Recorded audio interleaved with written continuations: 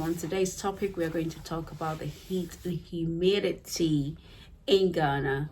Now, if you've been to Ghana before, you would know how hot it is in Ghana. Okay, it's not one of those hot 1 minute, cold the next. It's not one of those bipolar weathers. It's literally just hot all the time, unless you have the Hamatan season, where obviously the residents think that's cold, but to us, it's kind of like a cool, effect breeze that's going on, which we love. But yes, Ghana is mostly very hot and humid, unless you're sitting by the beach and you have that air blowing on you. So I want us to talk about the heat and humidity in Ghana, and I am here to just help you, transit through that during your vacation, especially for first timers as well, who think that they're okay with the weather and then they get there and they're unable to go out. They're sweating, they're effing and blinding and all that stuff because it was just too hot. Times you literally have to stay home till maybe 4 or 5 o'clock before you head out because the heat is that intense.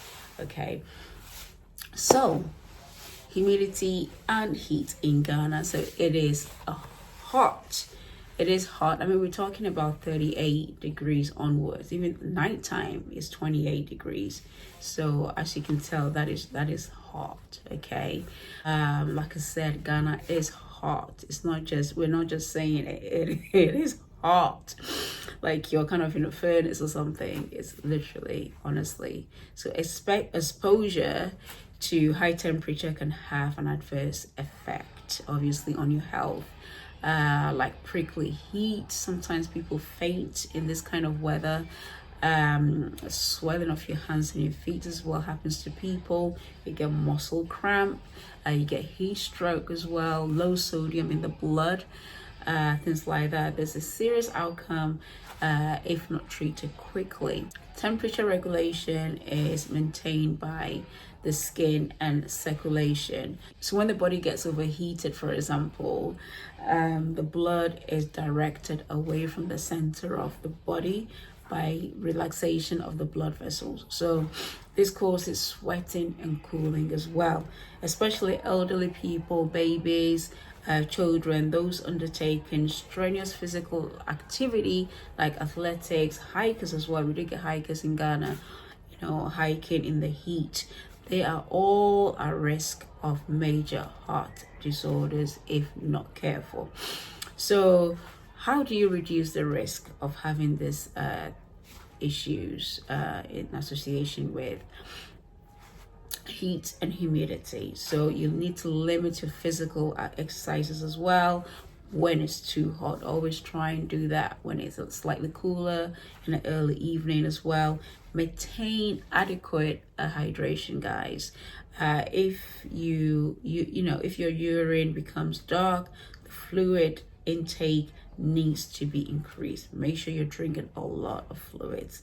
This is a good indicator of hydration status. You need to make sure you're drinking a lot of fluids, guys. I cannot stress. When I go to Ghana, I feel like I'm naturally thirsty just because of the weather. So I'm constantly drinking fluids like water. I'm constantly drinking that. And after a while, it actually shows in my skin. Like the water is just like so refreshing to your skin. So it's good in that way as well. Think about your clothing. It shouldn't be tight. It should be light and airy. Let the air flow through. Avoid heat exposure during the hottest part of the day. It's usually around, I won't say 10 to 3. It's usually sometimes earlier than that. Sometimes it can be from 8, it can be from 9, and then kind of simmers down from 3 to 4 as well, give and take. So usually I tend to step out around 4 o'clock. That's when I see that the weather is kind of like simmering down as opposed to the furnace that you face. Take action, take advantage of the aircon that is there as well. Prickly heat is common condition in hot and humid climates as well, especially it affects children, to be fair. So you need to keep an eye on your kids. They're not as strong as you as an adult. So it is caused by the sweat gland, basically, leading to an unpleasant prickly sensation affecting the neck, the chest, the back as well. So it could be accompanied by rash and blisters as well. Sometimes you notice on kids during the heat, they have like heat rush. That's another name that we give to them. So it needs to be attended to. You can't just leave and say, oh, it's just rash, it's just the heat. You have to attend to that. Regular showers will help as well. Calamine lotion application will relieve the itch. Wearing light, loose clothes, like I said. Fainting is another issue. Fainting occurs when the blood vessels relax to increase the circulation and radiate heat from the skin. Okay, so it also has effects of lowering the blood pressure and reducing the blood supply to the brain. Swelling of the hands and the feet, like I said as well, is more common in women where the blood supply to the skin increases, which also radiates heat. Now, fluid moves out of the blood vessels and into the tissues, causing the swelling. Cramp is another thing, like I mentioned. Heat-related cramps are painful muscle contractions that usually begin an hour or more after exercise, after involving heavily used muscles in the calf, thigh, and also in the abdomen as well. Heat exhaustion is also another one, or heat stroke is another name for it.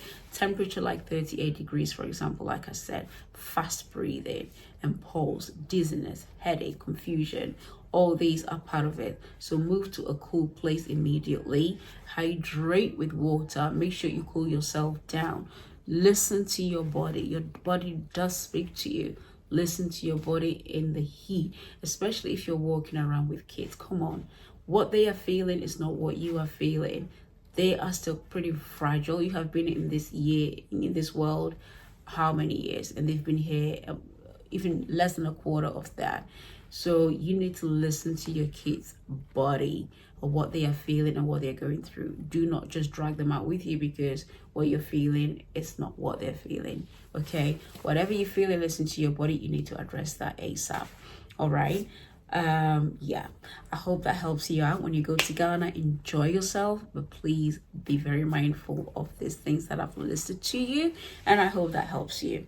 Okay, so I'm going to catch you in the next video, and I hope you stay safe on your travels. Take care and stay blessed.